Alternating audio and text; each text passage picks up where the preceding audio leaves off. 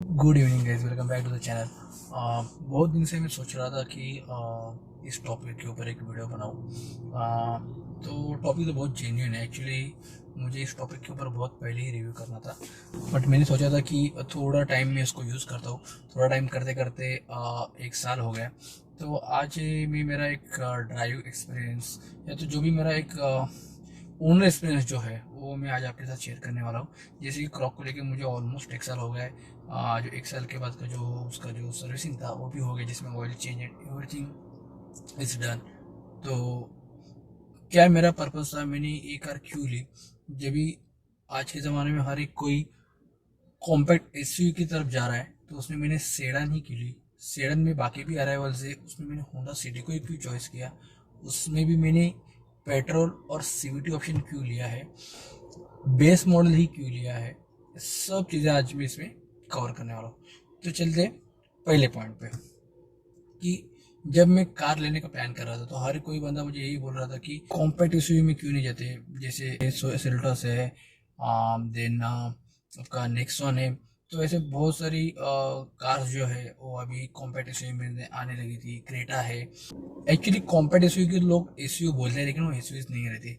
मेरे हिसाब से कॉम्पैक्ट एसयूवी एक हैचबैक और जो एक्चुअल एसयूवी है, ओके, इन दोनों के बीच का एक मॉडल है। उसमें आपको हैचबैक से थोड़ा अच्छा कंफर्ट मिल जाता है। एसयूवी इतना आपको उतना जो स्पेस है और जो उसका जो ड्राइव क्वालिटी है जो एसयूवी की तरह आपको नहीं मिलती है। ओके, तो मेरा पहला यही था कि अगर लेना है तो प्रॉपर एसयूवी लेना है, अदरवाइज सेडन में जाना है। सेडन इसलिए क्योंकि मैंने दो कार मेरे पास थी। एक थी अल्टो और दूसरी थी मेरे पास वैगनर। दोनों में हैचबैक्स थी। तो थोड़ा मुझे अपग्रेड करना था, लेकिन कॉम्पैक्ट एसयूवी नहीं करना था। हाँ, कॉम्पैक्ट एसयूवी में मैंने कुछ ऑप्शंस निकाल के रखे थे, जिसमें मुझे दो ऑप्शंस ज़्यादा पसंद थे। एक था फोर्ड इकोस्पोर्ट और एक था क्रेटा। क्रेटा ऑप्शन इसलिए चला गया क्योंकि क्रेटा के लिए वेटिंग बहुत था। आप कोई मॉडल ले लो, बेस मॉडल ले लो, टॉप मॉडल ले लो। मेरा यही था, अगर मैं लूंगा तो मैं बेस मॉडल लूंगा, अदरवाइज मैं टॉप मॉडल लूंगा। बेस मॉडल लेके आफ्टर मार्केट उसमें मैं मॉडिफिकेशंस कर लूंगा। लेकिन दोनों मॉडल के लिए वो टाइम पे मोर देन 1 ईयर का वेटिंग पीरियड था। तो मैंने उसे रिजेक्ट कर दिया। उसके बाद दूसरा ऑप्शन देखा था जो था फोर्ड इकोस्पोर्ट का। फोर्ड इकोस्पोर्ट का जब मैंने टेस्ट ड्राइव लिया था, हार्डली मैंने 2 बार लिया था, मैंने मेरे फैमिली के साथ भी एक बार उसका टेस्ट ड्राइव लिया था। तो मुझे बहुत प्यार हो गया था उस गाड़ी के लिए। उसका जो बिल्ड क्वालिटी था, उसका जो ड्राइविंग एक्सपीरियंस था, बहुत अच्छा था। और मुझे मेरा जो एग्जिस्टिंग कार था वैगनर, वो सेल करके मुझे लेना था। तो उसके लिए मुझे अराउंड 15 डेज या 1 मंथ का टाइम लगने वाला था। और उसी टाइम पे लास्ट ईयर, ओके, फोर्ड ने इंडिया में अपना जो भी प्रोडक्शन है उन्होंने बंद कर दी थी। तो वो गाड़ी का ऑप्शन भी चला गया था। फिर मैं बहुत दिन से सेडन की तरफ देख रहा था, क्योंकि मुझे एक बार तो सेडन में जाना था। तो सेडन में मेरे पास मैंने दो ऑप्शन रखे थे जो मेरे बजट में थे। सेडन का भी एक अलग अलग सेगमेंट्स है, जैसे कि एक बेस सेगमेंट में आती है डिजायर, औरा, टीगोर है, होंडा की एमएस भी आती है उसमें। उसके जिनकी रेंज जो है वो अराउंड 10 lakhs के अंडर तक रहती है। उसके ऊपर जो सेगमेंट जो आता है उसमें होंडा की सिटी आती है, होंडा की वेरना आती है, मारुति की सियाज आती है। वो टाइम पे फोक्स वैगन की वेंटो थी, स्कोडा की रैपिड थी।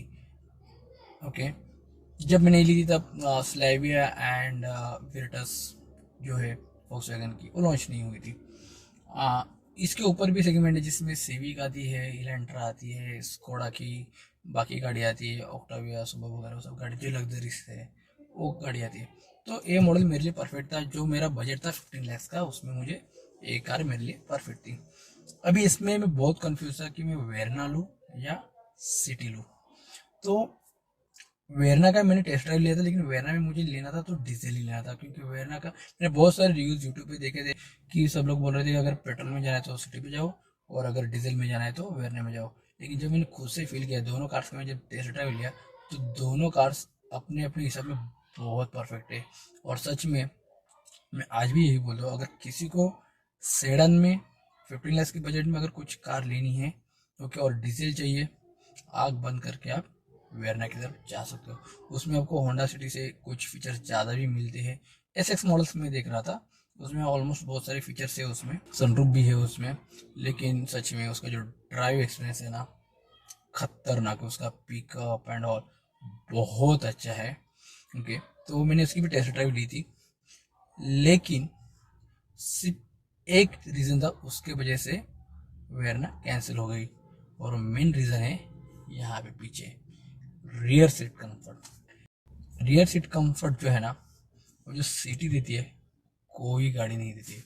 आपकी कॉम्पैक्ट एसयूवी भी नहीं देती है वेरना में। हालांकि मैंने पीछे बैठ के मैंने ड्राइव ली थी, ओके, लेकिन मुझे उतना कंफर्टेबल नहीं लगा।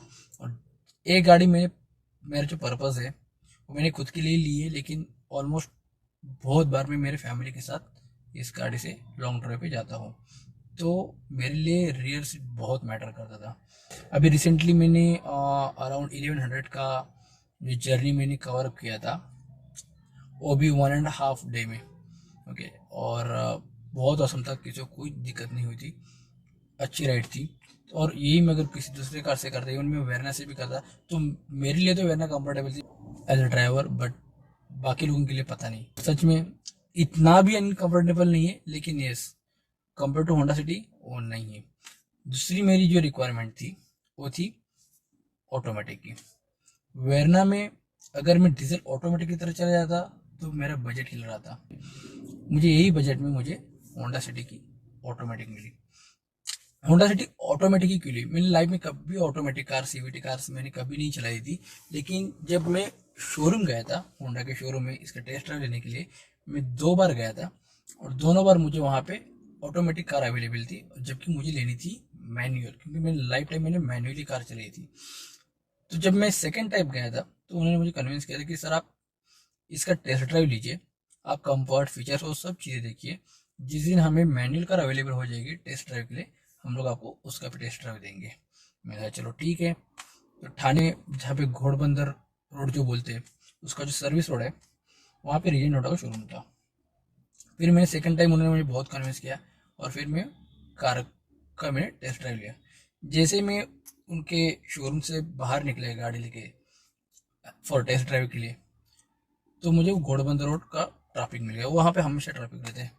इतनी बड़ी गाड़ी, फर्स्ट टाइम में सीवीटी चला रहा था, ऑटोमेटिक चला रहा था, और मुझे इतना कंफर्ट मिल गया उसमें। जैसे मैं घर पे आ गया ना, मैंने सोचा नहीं अभी गाड़ी लेना है तो ऑटोमेटिक ही लेना है।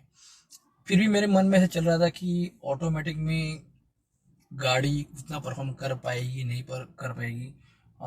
उसका ओवरटेकिंग के टाइम पे कुछ लैग्स वगैरह आता है, क्या आता है, वो मुझे टेस्ट करना था। फिर मैंने, मेरे एक फ्रेंड की गाड़ी थी, क्योंकि उसको हम लोग एक ड्राइव पे लेके गए थे, फ्राइडे था, आई रिमेम्बर फ्राइडे नाइट थी, और हम लोग मुंबई से अलीबाग लेके गए थे, जस्ट कि उस गाड़ी का मुझे रिव्यू देखना था, चला के देखना था कि कैसे परफॉर्म करती है हाईवे पे, ओवरटेक पे।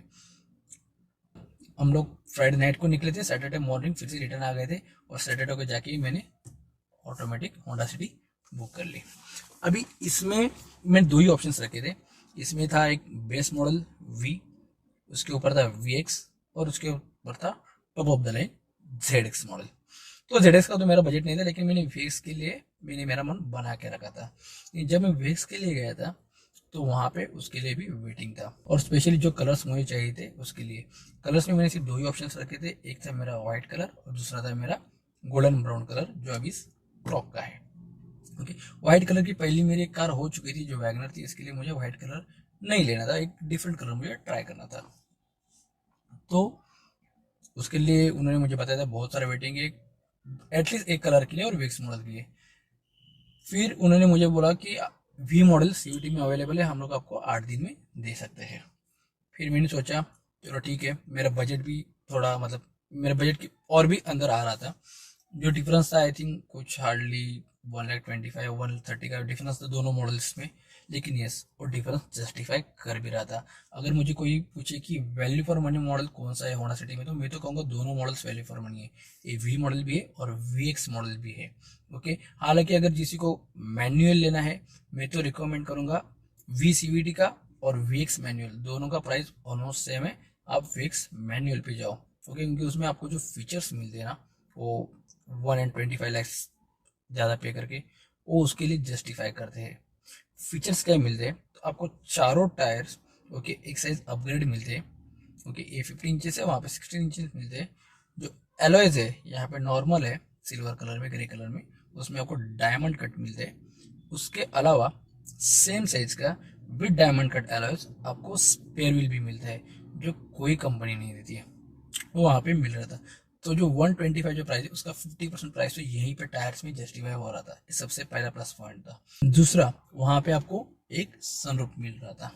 ओके हालांकि सनरूफ का इंडिया में इतना यूज नहीं है, और सेडान में तो बिल्कुल भी नहीं है, क्योंकि एटलीस्ट एसयूवी रहेगी तो आप एटलीस्ट खड़े हो सकते हो, लेकिन सेडान में यहाँ पे सनरूफ है, यहाँ पे जगह भी नहीं है कि एटलीस्ट हम लोग किसी बच्चे को भी खड़ा करेंगे, तो यूजफुल नहीं था। लेकिन अगर किसी को एज अ फीचर वो जस्टिफाई कर रहा था, तो टायर प्लस सनरूफ ये दोनों ही उस डिफरेंस को जस्टिफाई कर रहे थे। थर्ड थिंग, मुझे ऑटो डिमिंग आयर भी मिल रहा था यहाँ पे। फिर जो स्टेयरिंग है उस पर मुझे सॉफ्ट टच रैपिंग मिल रहा था। एयर बैग्स जो एडिशनल मिल रही थी, वी मॉडल में 4 एयर बैग्स है, वहाँ पे 6 एयर बैग्स मुझे मिल रही थी। इसके अलावा मुझे 2 एक्स्ट्रा ट्विटर्स मिल रहे थे। इंफोटेनमेंट क्लस्टर जो है वो यहाँ पे एनालॉग डायल मिलते हैं, वहाँ पे एनालॉग प्लस डिजिटल डायल मिलते हैं, और उसमें कुछ एडिशनल फीचर्स भी उसमें मिलते हैं। ओके हालांकि उसके कंट्रोल्स यहाँ पे स्टीयरिंग पे दिए हुए हैं। बाकी एज सच तो कुछ डिफरेंस नहीं था, लेकिन जो भी उन्होंने एडवांस किए हुए चीज़ें वो एक्चुअली उसके लिए जस्टिफाई कर रहे थे।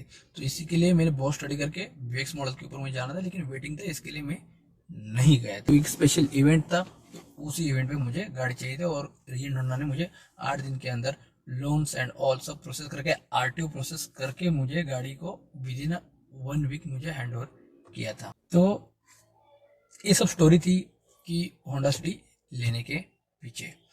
तो सच में गाड़ी में कुछ पॉजिटिव्स भी है, कुछ निगेटिव्स भी है। अभी आप बोलोगे कि अगर गाड़ी में निगेटिव्स है तो आपने लिए क्यों है? देखो कोई भी कार है ना परफेक्ट नहीं है, हर एक गाड़ी में ना कुछ चीज़ें रहती है। आप 55 लाख की फॉर्च्यूनर ले लो जो मेरी ड्रीम कार है, उसमें बहुत सारे फीचर्स मिसिंग है। ओके लेकिन फिर भी लोग लेते हैं उसको। 55 लाख है लेकिन गाड़ी में सिर्फ और बेसिक चीज़ें देते हैं वो लोग, एक छोटा सनरूफ भी नहीं आपको ऑफर करते। तो ऐसे नहीं है कि इस गाड़ी में कुछ कमी है, गाड़ी में कुछ कमियां है। कमियां इन द सेंस जो चीज़ें आपने दी है वो थोड़ी अच्छी क्वालिटी की होनी चाहिए, बस मेरा इतना कहना है। बेस मॉडल है, आप फीचर नहीं देते तो भी चलता था, लेकिन अगर आपने फीचर दिया है तो उसको अच्छी क्वालिटी का दो। होंडा एक ब्रांड है, उसमें सिटी उनका जो प्रोडक्ट है वो बहुत ही पॉपुलर प्रोडक्ट है। अराउंड मोर देन 25 ईयर से प्रोडक्ट इंडिया में चल रहा है, तो होंडा से हम लोग एक्सपेक्ट नहीं कर सकते हैं। तो इस हम लोग पहले चलते हैं नेगेटिव्स के ऊपर। तो जो पहला नेगेटिव है इस कार का वो है इंफोटेनमेंट सिस्टम। बहुत ही बेसिक ऐसा इंफोटेनमेंट सिस्टम है, जो इस प्राइस रेंज में जो बाकी अराइवल्स है ओके उनका इंफोटेनमेंट सिस्टम। अब सबका छोड़ो, hyundai का देखो, वेरना का देखो, बहुत ही ज़बरदस्त है, उसका टच एंड फील बहुत अच्छा है। इसका विजिबिलिटी में इशू है, इसमें जो भी इनबिल्ट जो भी एप्स दिए हैं वो बहुत लिमिटेड है, और डे टाइम में विजिबल भी नहीं होता है। मैं थोड़ा डिसअपॉइंटेड हूँ इससे। ओके शायद से फ्यूचर में इसको अपग्रेड भी कर लूँगा। वायरलेस मोबाइल कनेक्टिविटी प्रोवाइड करनी चाहिए थी एप्पल एंड एंड्रॉयड प्ले, लेकिन वो नहीं है, वायर्ड है। चलो ठीक है, hyundai वेरना में भी पहले नहीं थी, लेकिन अभी उन्होंने जो लेटेस्ट मॉडल्स है उसमें वायरलेस मोबाइल कनेक्टिविटी का ऑप्शन है उसमें। स्पीकर्स क्वालिटी अगेन मैं इसको hyundai के साथ कंपेयर करूंगा, उतनी बेटर नहीं है, एकदम नॉर्मल। अगर आप म्यूजिक इंथुजियास्ट हो ना, आप तो पहले दिन इसको चेंज कर देंगे, बहुत ही नॉर्मल है। लेकिन ठीक है, ये चीज़ें आप अपग्रेड करा सकते हो। थर्ड चीज़ जो मुझे लगी, कहीं ना कहीं तो रैटलिंग नॉइज आता है, और ये हर एक बंदे की शिकायत है। अगर होंडा सिटी में रैटलिंग नॉइज नहीं आ रहा है तो आप समझ लेना होंडा सिटी नहीं है। रैटलिंग नॉइज आता है, लेकिन ऐसे नहीं है कि उसका सोल्यूशन भी होता है शोरूम में। 2-3 बार मेरे साथ भी ऐसे होता है कि राइट हैंड साइड का जो ए पिलर है वहाँ से आवाज़ आ रही थी, जब मैं शोरूम में लेके गया था तब तो आवाज़ नहीं आ रही थी, फिर जब मैं रिटर्न आ रहा था तो डैशबोर्ड में कहाँ से आवाज़ आ रही थी। तो डिपेंड, लेकिन ऐसे नहीं है कि वो परमानेंट है। ये मेरा एक्सपीरियंस है कि मेरे साथ ये इंसिडेंट 2-3 बार हुआ है कि मुझे रैटलिंग नॉइस आई थी। ओके लेकिन वो अलग अलग जगह से आती थी, फिर वो अपने आप ही बंद हो जाती थी। तीसरी चीज़ मुझे ऐसी लगी कि यहाँ पे वायरलेस चार्जर उनको देना चाहिए था, और वेंटिलेटेड सीट का ऑप्शन उनको देना चाहिए था, क्योंकि सिटी जो है, इसके जो कस्टमर्स है वो अलग रेंज में आते हैं। तो बट ऑब्वियस वो लोग ये चीज़ें उनके लिए मैंडेटरी है, जैसे कि वायरलेस चार्जर जो अभी लेटेस्ट मॉडल्स में चालू हो गए, और ventilated seat at least driver and को पैसेंजर्स के लिए। टायर्स जो है, टायर्स के बारे में जो कस्टमर्स है वो सेटिस्फाइड नहीं है, बट मुझे ऐसा कुछ इशू नहीं लगा है टायर्स के बारे में। थोड़ा नॉइज़ जो है हाईवे पे आप जब जाते तो अंदर आती है, लेकिन अगर आप डैम्पिंग वगैरह करेंगे या तो टायर को अपग्रेड करेंगे तो ये इशू आपका सॉल्व होने वाला है, और ये ऑलमोस्ट बहुत सारे कार्स में है। कैसे है कि गाड़ी जो है हम लोग एक बार ही लेते हैं लेकिन सर्विस बार बार करते हैं, तो कार लेने का एक्सपीरियंस अलग रहता है। उन्होंने मुझे कार 8 दिन में अरेंज करके दी, बहुत स्मूथली सब कुछ हो गया था। लेकिन सर्विस बहुत सारी इंडियन कंपनी है, जैसे मैं नाम लेता हूँ टाटा और महिंद्रा, प्रोडक्ट्स बहुत अच्छे हैं हमारे इंडियन कंपनी से, तो प्राउड तो फील होता है।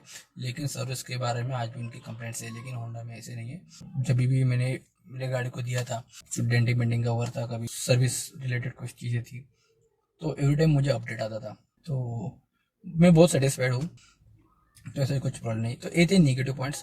तो दो तीन ही निगेटिव पॉइंट्स है, जैसे मैंने आपको बताया कि वायरलेस चार्जर और वेंटिलेटेड सीट्स का ऑप्शन होना चाहिए था, और जो इंफोटेनमेंट सिस्टम है वो अगर होंडा अगर अपग्रेड करती तो थोड़ा बेटर होता। हालांकि अभी जो अब कंट्रीज़ में जो CRV का मॉडल जो उन्होंने लॉन्च किया है, उन्होंने वहाँ पे अच्छा वाला इंफोटेनमेंट सिस्टम दिया है, क्योंकि अभी आजकल तो मारुति भी अच्छा अच्छा देने लगी है, जैसे कि बलेनो है, ब्रीजा है, तो उसमें भी अच्छा वाला इंफोटेनमेंट सिस्टम अभी आना चालू हो गया है। अभी चलते पॉजिटिव के ऊपर। तो पॉजिटिव में दोस्तों बहुत सारे पॉजिटिव पॉइंट्स हैं, बहुत सारे। सबसे पहला जो पॉजिटिव पॉइंट है इसका, क्योंकि जिसको मैं प्रोज बोल सकता हूँ, क्योंकि वो है कि इसका कंफर्ट ड्राइवर सीट के लिए और पैसेंजर्स के लिए, को पैसेंजर्स के लिए बहुत अच्छा कंफर्ट है। मैंने बहुत बार लॉन्ग ड्राइव्स किए, more than 1000 kilometre one single day में किए, ना ही मुझे कभी थकावट लगी है, ना ही पीछे वालों में थकावट लगी है। ऐसा लगता है कि मैं और भी इसको चला सकता हूँ, तो कोई इशू नहीं है।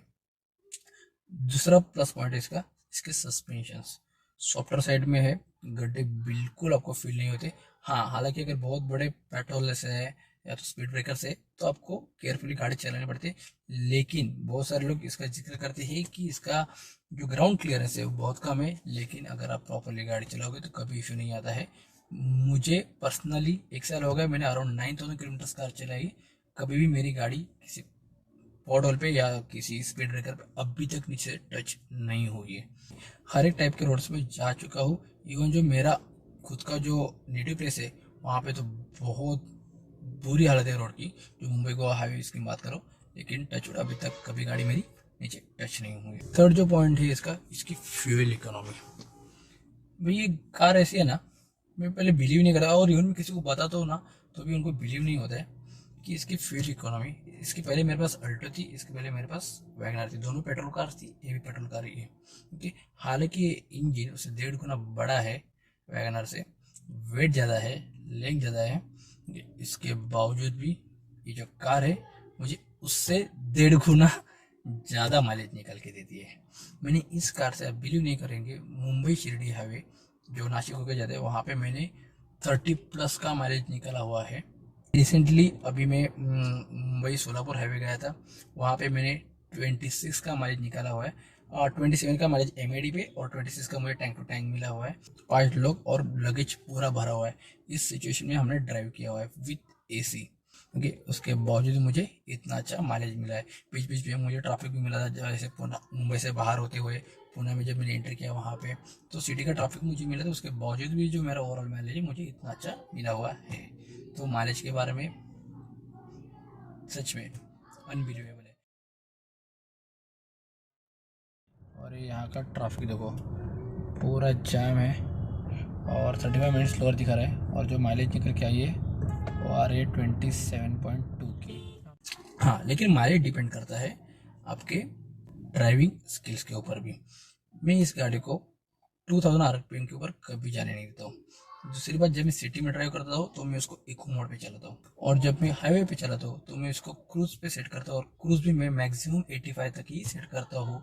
भले मुंबई पुणे एक्सप्रेस है वो जहाँ पे 120 का स्पीड लिमिट हो, उसके बाद भी मैं 85 to 90 के बीच में उसको क्रूज करता हूँ, और वो भी इको मोड में। देखो इको मोड में जो रहता है ना, वो आपको थोड़ा सा पावर कम हो जाता है, लेकिन अगर मैं क्रूज पे डाल रहा हूँ और मुझे 85 की स्पीड पे ही गाड़ी चलानी है, तो मुझे पावर का कुछ लेने देना नहीं है, क्योंकि कार अपने आप ही 85 का स्पीड मेंटेन करने वाली है। ना ही मुझे रेव करना है, कुछ करना है, तो मैं इको मोड पे डाल देता हूँ। और अगर मुझे विदाउट क्रूज मोड चलाना है तो मैं इसको ड्राइव पे डाल देता हूँ। मैं फील, अगर कोई नया बंदा इको मोड पे गाड़ी चलाएगा ना तो उसको फील नहीं होगा, लेकिन यस, मुझे इको और नॉर्मल विदाउट इको मोड दोनों का फील मुझे पता चलता है। हाँ, लेकिन हालांकि मैंने एक ऑब्जर्व किया है, मैंने एक लॉन्ग जर्नी ऐसी भी की थी जहाँ पे मैंने इको मोड में गाड़ी चलाई थी, और जहाँ पे मैंने रिटर्न के टाइम पे मैंने नॉर्मल विदाउट इको मोड मतलब ड्राइव मोड में मैंने कार चलाई थी। तो मुझे एवरेज में कुछ फर्क नहीं गिरा। हाँ, परफॉर्मेंस बड़ा बेस्ट ड्राइव मोड पे बहुत अच्छे मिलते हैं। तीसरी चीज़ है उसका स्पोर्ट्स मोड। भाई, इसको तो मैंने एक या दो ही बार चलाया था स्पोर्ट्स मोड पे। कुछ अंदर से डेयरिंग नहीं होती है, बहुत भागती है, बहुत भागती है, स्पोर्ट्स कार की तरह फील देती है। पिकअप भी वैसे ही लेती है, माइलेज भी उतना ही देती है, लेकिन उसकी जो फायरिंग जो साउंड है ना, वो भी वैसे ही जैसे हम लोग प्ले स्टेशन में जैसे स्पोर्ट्स कार के गेम्स खेलते हैं ना, वही फील यहाँ पे आपको रियल में मिलती है। हालांकि अपने यहाँ पे उतने हाईवेज बहुत कम है, और नियर बाई मुंबई तो पॉसिबल ही नहीं है, लेकिन मुंबई पुणे एक्सप्रेस हाईवे पे मैंने इसको टेस्ट किया है, तो बहुत अच्छा फील आता है इसका। तो बहुत अच्छा है, स्पोर्ट्स मोड बहुत लाजवाब है यार।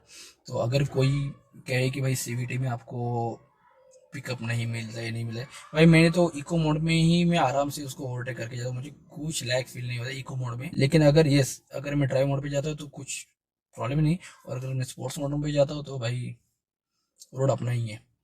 लेकिन ऐसे कभी मुझे जरूरत नहीं लगी कि ओवरटेकिंग के लिए मुझे स्पोर्ट्स मोड पे डालना पड़ेगा, और मैंने कभी ऐसे ट्राई भी नहीं किया, आराम से गाड़ी निकल जाती है। सीवीटी गियर बॉक्स है, सीवीटी गियर बॉक्स है, तो ग्रेजुअली अगर आप स्पीड बढ़ाते हो ना, तो रबर बैंड इफेक्ट आपको नहीं समझ में आता है। लेकिन आप हार्श अगर आप इसको एक्सीलरेट करोगे तो कुछ सेकंड्स के लिए, हार्डली 1 और 2 सेकंड्स के लिए आपको रबर बैंड इफेक्ट आता है। भले गाड़ी तो पिकअप ले लेती है, लेकिन जो रबर बैंड इफेक्ट है, जो नॉइस है आपको आ जाती है, वो बहुत ही स्वीट नॉइस है इंजन की, आपको इरिटेशन नहीं होगा उससे, लेकिन गाड़ी बहुत अच्छी तरीके से जाती है। तो जनरली मैं, जब भी मुझे स्पीड इंक्रीज करनी होती है और मैं क्रूज पे चला था, तो मैं बटन से उसका स्पीड इंक्रीज करता हूँ, अदरवाइज मैं स्लोली मैं इसको एक्सीलरेट करता हूँ। लेकिन मैं मेरा आरपीएम 1500 टू 2000 के बीच में मैं इसको रखता हूँ, इसीलिए मुझे एवरेज जो है मुझे बहुत अच्छी मिलती है। नेक्स्ट वन जो है, इसकी सर्विस कॉस्ट बहुत ही रिलायबल है। मैं तो बोलता हूँ मारुति की इतनी ही ऑलमोस्ट, मैंने अभी रिसेंटली मेरी सर्विस की थी, तो मेरा जो 10,000 किलोमीटर के ऊपर जो मेरा सर्विस कॉस्ट था, वो अराउंड 3,000 के आसपास ही था। बहुत पॉकेट फ्रेंडली कार है। अभी डायरेक्ट सर्विस मुझे नेक्स्ट ईयर करनी है 20,000 किलोमीटर के बाद, तो सर्विस के बारे में इसका कुछ इशू नहीं है। नेक्स्ट इसका प्लस पॉइंट है कि इसके फीचर्स बेस मॉडल है, और आपको एलेक्सा कनेक्टिविटी का फीचर मिलता है। भाई मैं तो उसको यूज़ करता हूँ जब भी मैं निकलता हूँ। पहले जब मेरे पास वैगनर थी, तब मैं एक दिन पहले लोकल मैकेनिक से चेक करवा के लेता था कि गाड़ी का इंजन कैसे है, ऑयल कैसे है, टायर्स कैसे है। एलेक्सा को पूछो, आपको सब कुछ अपडेटेड मिलता है। अगेन आपको मोबाइल कनेक्टिंग ऐप मिलता है, उसमें आपको बहुत सारी डिटेल्स मिलती है, आपकी सर्विस कब ड्यू है, आपका पीयूसी कब ड्यू है, इंश्योरेंस कब ड्यू है, बहुत सारी चीज़ें मिल जाएगी। गाड़ी को आप लोकेट कर सकते हो, गाड़ी को स्टार्ट वगैरह कर सकते हो, बहुत सारी चीज़ें इसमें। ओके, और ये सब चीज़ें ना बेस मॉडल से लेके टॉप मॉडल तक होंडा ने दिए हुए हैं। तो होंडा का एक है कि आप बेस मॉडल भी है ना, तो आपको कभी लगेगा नहीं कि ये बेस मॉडल है। मुझे मेरे बजट में दो ही कार्स ऐसी लगी थी जिनका बेस मॉडल इतना फुल्ली लोडेड है। एक थी होंडा की सिटी, और दूसरी थी हुंडई की अल्काज़ार। उसमें तो बेस मॉडल में आपको पैनोरामिक सनरूफ वगैरह सब मिल रहा था, तो लगता नहीं है बेस मॉडल है, क्योंकि बेस मॉडल होने के बावजूद भी आपको इंफोटेनमेंट सिस्टम, आपको कीलेस एंट्री, अलॉयज व्हील्स वगैरह, mobile connectivity app, Alexa connectivity, बहुत सारे लग्जरियस फीचर्स आपको यहाँ पे मिल जाते हैं। प्रोज हो गए, कॉन्स हो गए। इसके कलर के बारे में, जनरली होंडा में लोग होंडा सिटी में गोल्डन ब्राउन कलर और वाइट कलर को ज़्यादा रेफरेंस देते हैं। सिल्वर कलर भी एक उसका चल रहा है मार्केट में। गोल्डन ब्राउन कलर जो है ना, उसको बहुत केयर करनी पड़ती है भाई। ये ना एक मैग्नेट की तरह डस्ट को अपने आप खींच लेता है, तो इसको बहुत पैम्परिंग करना पड़ता है। हालांकि मैं भी सोच रहा हूँ इसके लिए सिरेमिक कोटिंग के लिए जाऊँ, तो चल रहा है मेरा एनालिसिस उसके ऊपर। बहुत जल्दी मैं इसको सिरेमिक कोट करवा के ले लूँगा। तो गाड़ी बहुत बढ़िया है। मैंने कुछ मॉडिफिकेशंस भी किए, जैसे मैंने लाइट्स को अपग्रेड किया है, हेडलाइट्स को अपग्रेड किया है मैंने, फॉग लैंप्स को, और जो नॉर्मल रिफ्लेक्टर्स है उसको मैंने एलईडी से अपग्रेड किया। जो इंटरनल लाइट्स है आप देख रहे हैं इसको भी मैंने अपग्रेड किया है ओके एलईडीज में। देन मैंने सीट कवर जो है बेस मॉडल में, वी मॉडल में, बेस मॉडल में सीट कवर्स नहीं आते थे, मैंने आफ्टर मार्केट सीट कवर्स लगाए। और ये जो सीट्स है वो एयर बैग्स कॉम्पेटिबल है, तो यहाँ पे बाजू में ना गैप है अगर आप देख रहे हो तो एयर बैग्स के लिए, तो ऐसे मैंने बनाए थे। और मॉडिफिकेशंस की बात करें तो जो इसके हैंडरेस्ट है यहाँ पे पहले कॉटन वगैरह था, एक कपड़ा होता था जो बहुत जल्दी खराब होता था, तो मैंने आफ्टर मार्केट ही उसको टॉप मॉडल की तरह लेदर वाला सॉफ्ट टच मटेरियल यहाँ पे फिक्स किया है। स्टेयरिंग कवर जो है वो मैंने सॉफ्ट टच स्टेयरिंग कवर मैंने ओईएम की तरह ही फिटिंग करवा के लिए है इसकी, एक मैंने किया था। डोर वाइजर लगाए थे, फिर मैंने एक वेलकम प्लेट लगाई है, कुछ एम्बिएंट लाइटिंग है यहाँ पे अगर आप देख सकते हैं डोर्स में, डोर्स के जो बॉटल होल्डर्स है वहाँ पे, और नीचे ये चीज़ें मैंने की है आफ्टर मार्केट। तो सीट कवर्स और लाइट्स अपग्रेडेशन में थोड़ा ज़्यादा एक्सपेंस हुआ था, लेकिन ये ओवरऑल जो मेरा जो भी है वो अराउंड 50,000 में मेरा हो गया था। इन डिटेल में आपको नेक्स्ट वीडियो में बता दूंगा कि मैंने क्या क्या किया है ओके, और हर एक चीज़ के लिए मुझे कितना एक्सपेंस हुआ है, मैटिंग्स एंड ऑल वो सब चीज़ें थी। अब इसी बचा है एक चीज़ जो मुझे साउंड सिस्टम उसकी अपग्रेड करनी है और सिरेमिक कोटिंग करनी है, वो मैं बहुत जल्दी कर लूँगा। पहले तो प्रेफरेंस मेरा सिरेमिक कोटिंग के ऊपर, साउंड का अभी तक मैं इतना म्यूजिक इंथुसियास्ट नहीं हूँ, तो मैं साउंड के बारे में भी इतना कुछ सोचा नहीं है, तो लेकिन कर लेंगे स्पीकर्स को अपग्रेड इन फ्यूचर हम लोग कर लेंगे। बाकी स्पेस यहाँ पे गाड़ी में बहुत अच्छा है। अभी मैं यहाँ पे हूँ ओके, लेकिन पीछे अगर आप देख सकते ना तो बहुत ज़्यादा लेग स्पेस यहाँ पे मिलता है। स्टोरेज भी बहुत अच्छा है, यूएसबी पोर्ट्स, 12 वोल्ट के चार्जिंग ओके, सब कुछ यहाँ पे मिल जाता है। इस गाड़ी के प्रति अगर मुझे आप बोलोगे तो एक बहुत अच्छा प्रोडक्ट है, मैं कम्प्लीटली सेटिस्फाइड हूँ। हाँ, मैं इसको 10 आउट ऑफ 9 मार्क्स उसको मैं दे सकता हूँ। एक मार्क्स जो है जैसे मैंने बोला था इंफोटेनमेंट सिस्टम, अगर अपग्रेड करवाते ना, इससे इंफोटेनमेंट सिस्टम हर एक मॉडल में उन्होंने दिए, बेस मॉडल हो टॉप मॉडल हो, जो अभी हाइब्रिड मॉडल आया उसमें भी उन्होंने ये इंफोटेनमेंट सिस्टम दिया।